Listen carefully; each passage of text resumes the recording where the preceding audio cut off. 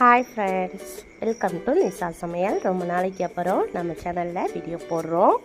இன்றைக்கி மதியத்துக்கு நாங்கள் தங்கச்சி வீட்டுக்கு தான் சாப்பிட போயிருந்தோம். இவர் தான் தங்கச்சி பையன். வாழை இலையை அறுத்துட்டு கழுவி ரெடி பண்ணி வச்சாச்சு. இப்போ என்னென்ன சமைச்சிருக்கோன்னு உங்களுக்கு நான் காட்டுறேன். முட்டைக்கோஸ், கேரட், கடலைப்பருப்பு போட்டு கூட்டு பண்ணியிருக்கு.